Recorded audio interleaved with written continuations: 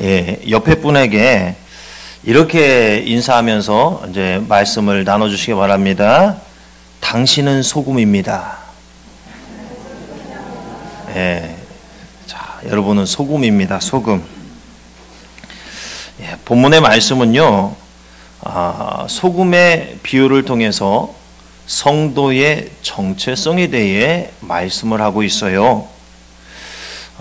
본문은 소금인데 그 뒤에 14, 5, 6절을 보면은 너희는 빛이라 하면서 소금에 대해 빛에 대해서 이렇게 말씀을 하지요.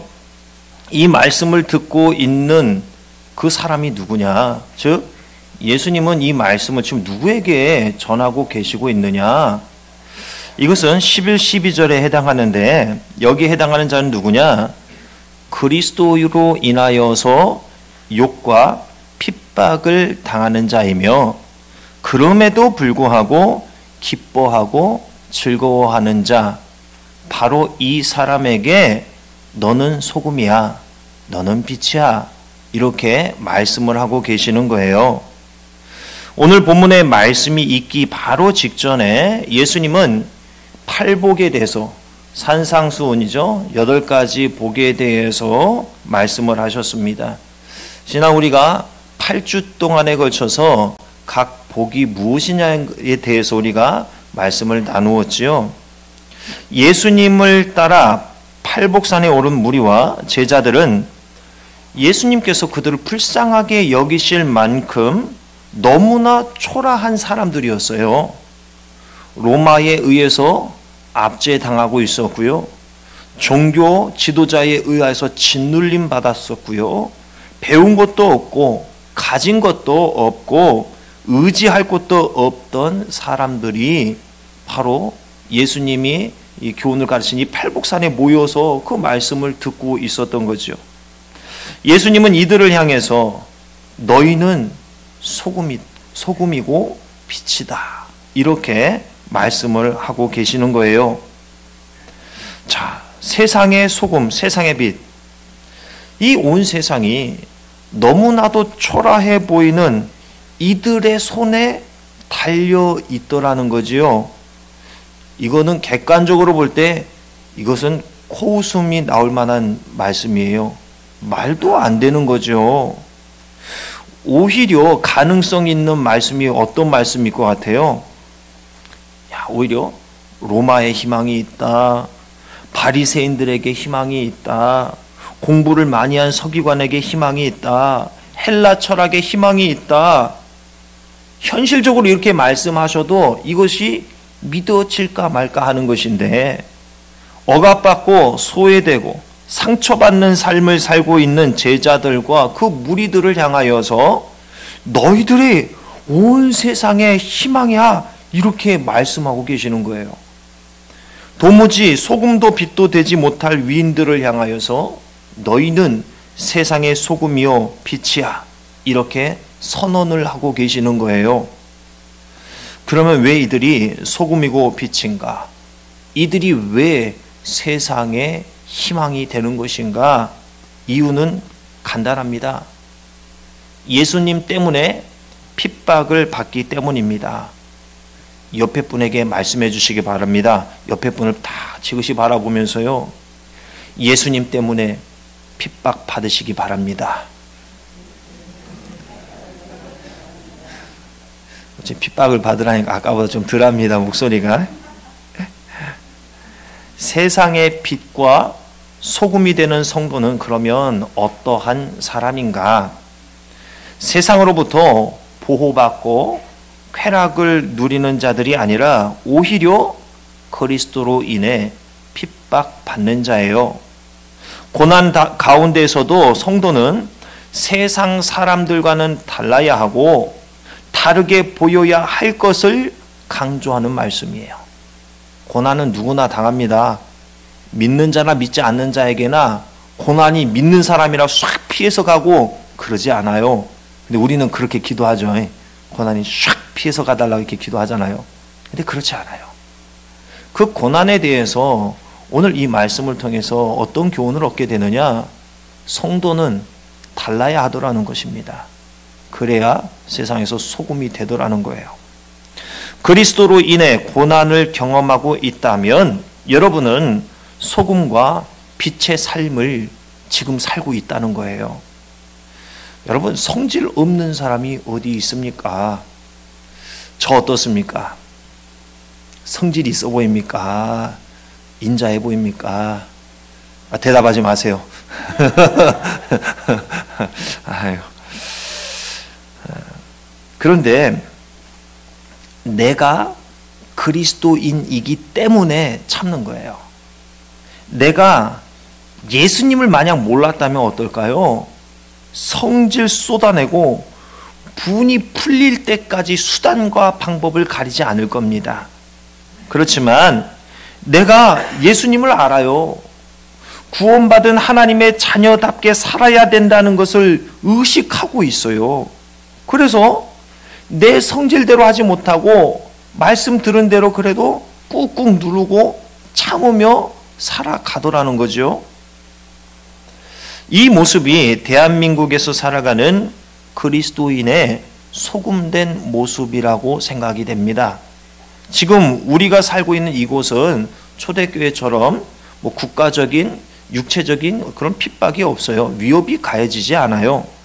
이곳에서의 핍박은 다른 형태로 나타나고 있지요. 바로 우리 삶에서 일어나는 감정적인 대립, 이것이 또 이 시대에 우리가 짊어지고 가고 있는 그리스도로 인한 핍박의 일종이 아닌가, 이런 생각이 들어요. 내가 그리스도인이 아니었더라면 어때요? 벌써 내 입으로 내 손으로 반 죽어 나갔을 사람들이 그냥 수두룩했을 거 아니겠습니까? 그러나 참고 보듬으며 우리는 살아왔어요. 왜요? 예수님이 그런 삶을 사셨고 또 우리에게, 나에게 그렇게 살라고 말씀하셨으니까요. 불쌍하고 처량하고 가진 것 없고 힘 없지만 예수님의 말씀대로, 예수님의 가르침대로 살기 위해서 힘써 왔어요. 그렇게 노력했어요. 그런 나에게, 그런 여러분에게 오늘 본문을 빌어서 예수님이 뭐라고 말씀을 하셔요? 네가 소금이다. 네가 희망이다. 이렇게 말씀하고 계시는 거예요. 참 우리에게 위로가 되는 말씀이요, 힘이 되는 말씀입니다. 예수님께서 너희는 세상의 소금이니 라고 말씀을 하셨어요. 하나님의 통치권 아래 속한 천국 시민이 된 사람이라면 이미 세상의 소금이며 소금으로서의 삶을 사는 것이 마땅하다는 말씀이에요. 앞으로 소금으로서의 삶을 살아가야지, 이게 아니라 이미 소금이라는 거예요. 다시 옆에 분에게 인식을 좀 시켜주세요. 말씀해 봅시다. 당신은 이미 소금입니다. 이미 소금이에요. 그런데 성도는요, 어디서 소금으로 살아갑니까? 바로 이 세상, 이 땅에서 소금으로서 살아가요. 땅의 소금으로, 땅에서 살도록 우리는 부름을 받았어요. 땅에서 살기 때문에 이 땅에, 이 세상에 더러움과 혼합이 되어질 가능성이 매우 높습니다. 그렇지만 우리는 더러워지지 않고 혼합되지 않도록 주의하면서 살아야 합니다. 우리는 땅과 같은 자들을, 이 세상과 같은 자들을, 그들을 무시하고 저들과 격리된 삶을 사는 것이 아니에요. 그들과 오히려 교류하면서 저들을 변화시켜야 하는 사명을 가지고 있는 사람들이 바로 저와 여러분이에요. 진실로 예수님의 제자된 자들은 나를 희생하면서 세상과 인류의 소금이 되고자 하는 이 넓은 마음을 가지고 있어야 합니다. 본문은 소금이 그 맛을 잃어버릴 경우에 대해서 말씀을 하고 있어요. 맛을 잃어버린다는 것은, 이 단어는 문자적으로 뭐냐? 잃어버린다. 맛을 잃어버린다. 이게 원어로 문자적 해석으로 뭐라고 하느냐? 어리석게 되다. 이 뜻을 가지고 있어요. 즉 맛을 잃어버렸다는 이 표현은 문자적으로 해석을 하면 맛이 어리석다 이렇게 해석을 할 수가 있어요. 이는 세상에서 제자들이 어리석음과 반대인 지혜로운 사람이 되어야 한다는 교훈을 주고 있는 말씀이에요. 맛을 잃어버린 사람, 어리석은 사람, 그럼 이 사람은 어떠한 사람인가? 예수님은 산상설교의 마지막 부분에서 예수님의 가르침을 실천하지 않는 사람에 대해서 어리석은 사람 이렇게 표현을 하셔요. 마태복음 7장 26절을 보면 나의 이 말을 듣고 행하지 아니하는 자는 그 집을 모래 위에 지은 어리석은 사람 같으리니 이렇게 말씀을 하셔요. 제자의 거룩한 삶은 소금의 본질인 짠맛을 내는 것이며 이러한 삶이 곧 지혜로운 삶이라는 거예요. 그러면 지혜로운 삶이란 짠맛을 내는 삶이란 어떠한 삶인가? 이 산상설교의 마지막 부분에 의하면 하나님의 말씀을 예수님의 이 가르침을 듣고 그 다음 뭐예요? 행하는 사람이에요. 소금의 맛을 내는 성도의 삶이란 곧 예수님의 말씀에 순종하여서 행동하는 삶을 말하는 거예요. 맛을 잃은 소금, 즉 어리석은 소금은 말씀에 실패한 제자를 가리킵니다. 맛을 잃었다, 맛이 어리석다는 것은 어리석은 삶으로 참 제자가 아니라는 것을 드러내는 그 모습을 일컫는 거예요. 그 사람의 삶의 모습을 보니까 맺어가는 행동들의 그 결실들을 보니까 이거는 너무나 어리석은 거지요. 예수님의 제자다운 모습이 드러나지를 않는 거지요. 이것이 바로 행동으로서 내가 맛을 잃은 소금이다, 내가 어리석은 소금이다, 이걸 드러내고 있는 거예요. 산상설교의 결론에 등장하는 어리석은 사람은 인생의 기초를 모래 위에 쌓아서 결국에는 흘러내려가죠. 멸망의 운명을 맞이합니다. 이런 사람은 제자라고는 하지만 뭐예요? 아무짝에도 쓸모가 없어서 버려지게 되는 거예요. 그래서 지나가는 사람들의 발에 밟히게 되는 것입니다. 소금은 어떻습니까? 자신을 녹여서 짠맛을 다른 음식에 나게 하여서 그 음식의 맛을 더 풍성하고 맛깔스럽게 하는 역할을 하는 거죠. 녹아져야 돼요. 여러분은 희생되어지고 섬겨야 되고요. 헌신이 되어져야 돼요. 그러지 않으면은 녹아지지 않으면 어때요? 밟히는 거예요. 여러분에겐 두 가지 선택의 사항이 있습니다. 녹아질 것이냐, 밟힐 것이냐, 둘 중 하나예요. 여러분은 이미 소금이에요, 소금. 또 맛을 잃은 소금이란 그 영향력이 약해서 제 역할을 하지 못하는 성도를 가리킵니다. 이러한 경우엔 제자의 신분이 박탈당하는 것은 아니지만 세상에서 힘을 발휘하지 못하기 때문에 세상으로부터 무시를 받습니다. 어리석은 소금은 땅에서 자기의 맛을 유지하지 못해 이물질이 가득한 흙과 뒤섞여서 더럽게 되고 더러운 취급을 받게 되는 거예요. 즉 성도는 구별된 정체성을 따라 살지 못하면 성도로서의 영향력을 상실해버립니다. 그래서 땅의 사람들처럼 어리석은 인생에 빠지고 말더라는 거예요. 여러분은 어떻습니까? 참 제자가 아닌 어리석은 삶을 혹시 살고 있지 않습니까? 영향력이 약해서 소금의 역할을 해내지 못하고 있지는 않습니까? 땅의 사람과 분명한 경계선을 그으며 가지고 이렇게 살아가고 있는지, 말씀에 순종하는 삶을 따르고 있는지, 땅의 사람들이 따르는 것을 그대로 수용하여서 똑같이 살고 있는지를 이 본문의 소금의 비유를 통해서 여러분에게 지금 묻고 계시는 겁니다.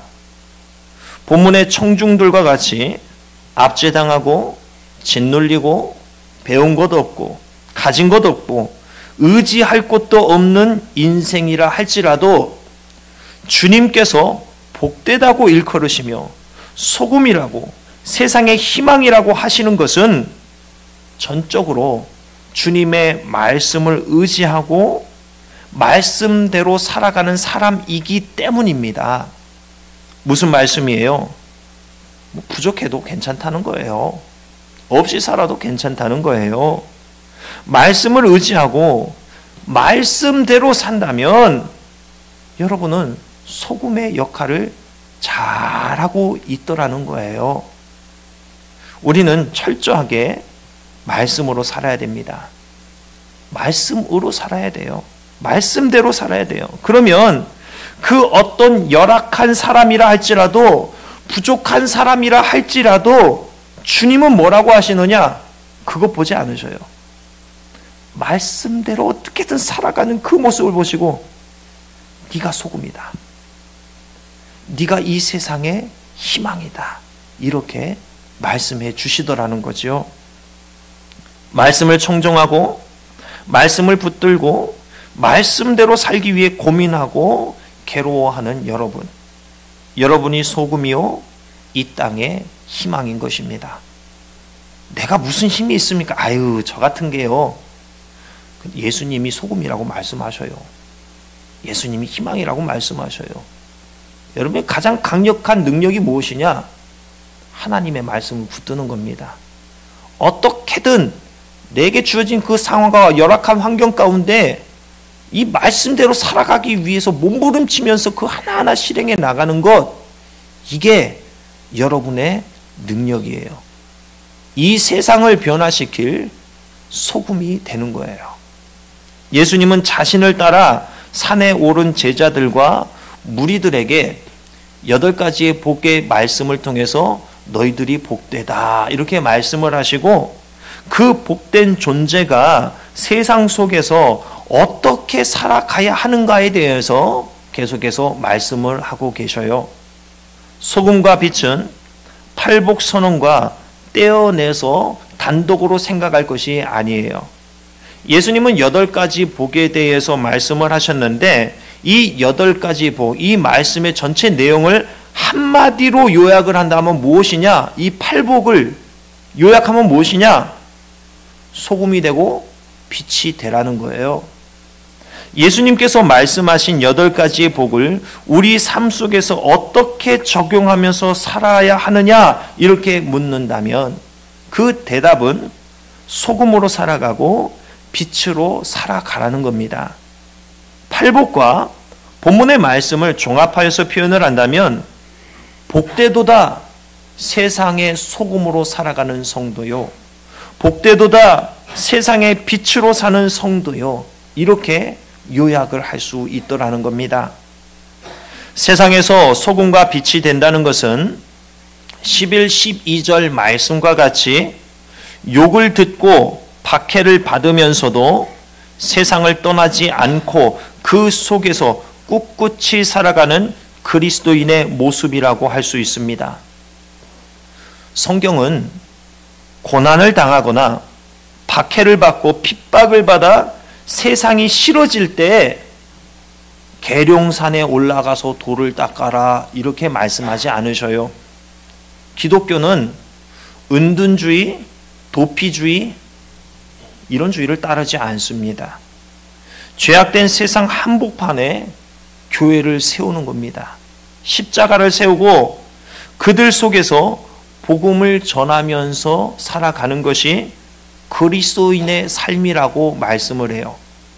세상의 소금, 세상의 빛이란 이 말 속에는 이러한 의미가 담겨 있는 거예요.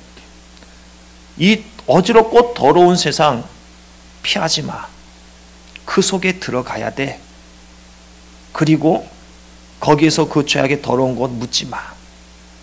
너의 모습을 지켜나가면서 그들을 변화시켜 나가. 그 가운데서 너를 지키는 정체성이 뭐냐? 하나님의 말씀이야. 말씀대로 어떻게든 살아가는 것이 세상에서 구별되어진 너희의 모습이고 이것이 너희의 능력이고 이로 인해 세상은 변화되게 될 것이야. 이렇게 말씀하고 있는 거예요.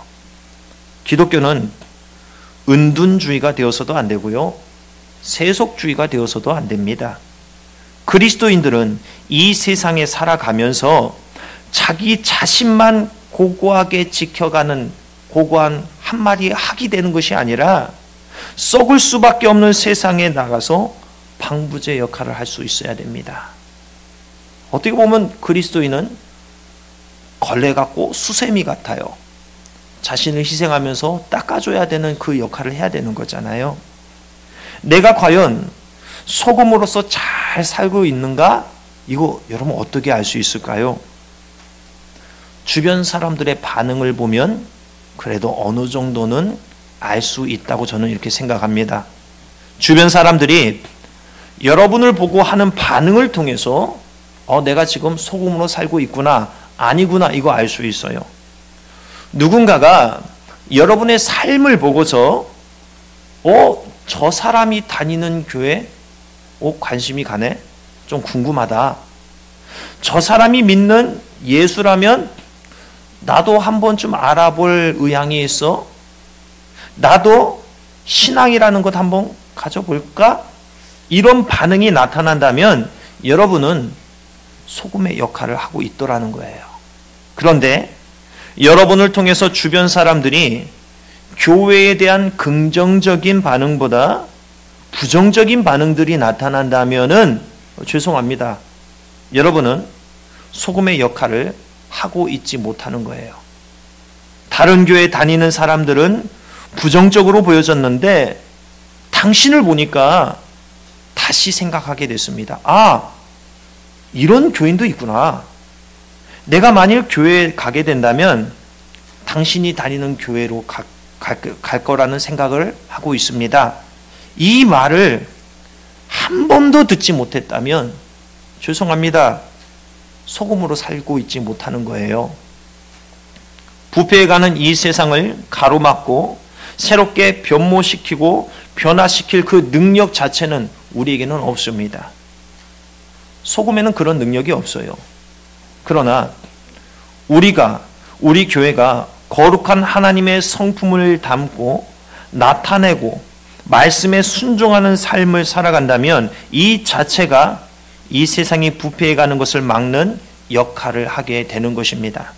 그러므로 우리는 교회다운 교회의 모습을 드러내고 성도다운 성도의 모습, 성도의 바른 인격을 드러내기 위해서 하나님의 말씀을 더 연구하고 실천해 나가야 하는 것입니다.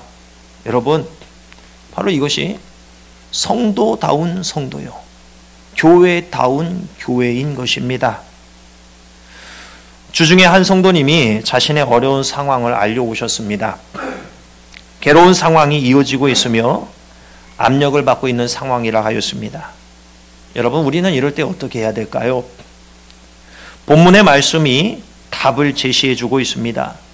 압제당하고 짓눌리고 배운 것 없고 가진 것 없고 의지할 곳 없어도 그런 인생이라 할지라도 주님께서 복되다고 일컬으시며 소금이라고 세상의 희망이라고 하시는 것은 전적으로 말씀을 의지하고 말씀대로 살아가는 사람이기 때문이라고 하였습니다. 여러분, 시련이 없으면 믿음이 드러날 기회가 없어요. 시련을 통해 우리의 믿음이 하나님께 인정받고 세상에 드러나는 기회요 통로가 되는 것입니다. 지난주 말씀 가운데에 이방 여인의 비유를 들었었지요. 자신의 딸이 귀신에 들었습니다. 병 낫기를 예수님께 간구하였지만은 계속 거절당했잖아요. 이스라엘의 아들, 딸 외에는 보냄받지 않았다. 이방인 너는 저리 가, 이거죠. 개들에게 떡을 주는 것이 마땅하지 않다. 개 취급 당해버렸죠. 그럼에도 불구하고 끝까지 예수님을 붙든 이 여인의 이 이야기를 나누었었습니다. 계속 시련을 주고 계셔요. 계속된 이 시련을 통해서 드러나는 게 뭐예요? 점점 큰 이 여인의 믿음이 증거되어지고 있었잖아요. 성도의 복된 삶이란 압제에서 해방되는 게 아니에요. 많이 가지고 더 누리는 거 성도의 복이 아니에요. 문제 해결, 이것도 성도의 복이 아니에요. 하나님의 말씀을 의지하고 말씀대로 처신하며 살아가는 것이 성도의 복된 삶이에요. 상황과 환경은 여러분을 조여올 것입니다. 중요한 것은 여러분의 상황과 환경 아니에요. 여전히 내가 하나님의 사람인가가 중요한 거죠.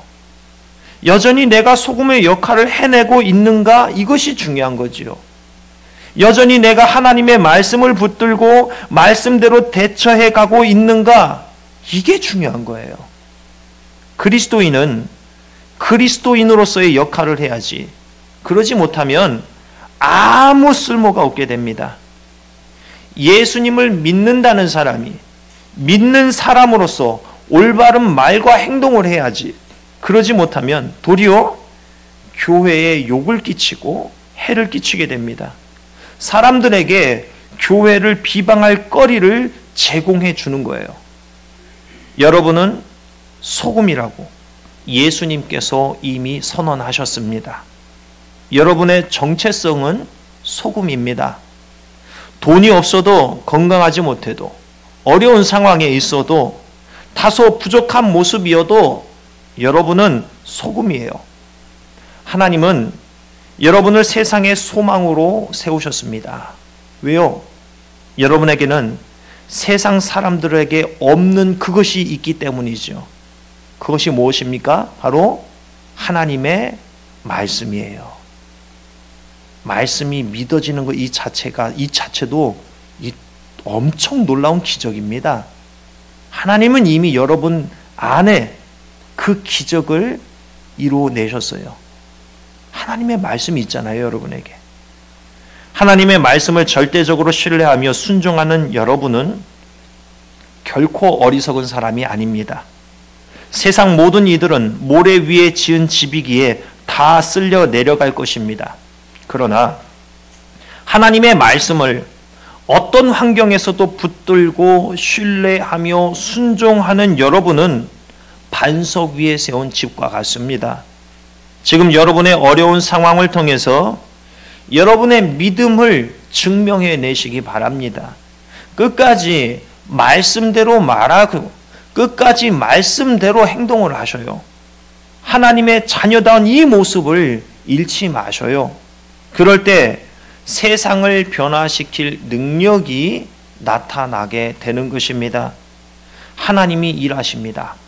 여러분은 다만 하나님의 말씀에 생각, 말, 행동을 맞추어 드리면 되는 것입니다. 그러기 위해서는 여러분 녹아져야 됩니다. 희생하셔야 돼요. 헌신하셔야 되고요. 십자가에서 여러분을 날마다 죽어나가도록 해야 하십니다. 녹아질 것이냐, 밟힐 것이냐, 이건 여러분의 선택입니다. 주님께서 여러분을 복되다고 일컬으시며 소금이라고 세상의 희망이라고 하시는 것은 전적으로 말씀을 의지하고 말씀대로 살아가는 사람이기 때문입니다. 이것을 이루면 여러분은 아무것도 아닌 존재가 되고 마는 것이에요. 끝까지 말씀을 의지하시고 말씀대로 살아가는 삶을 고집하시고 이루시기를 주님의 이름으로 축원합니다. 기도하겠습니다.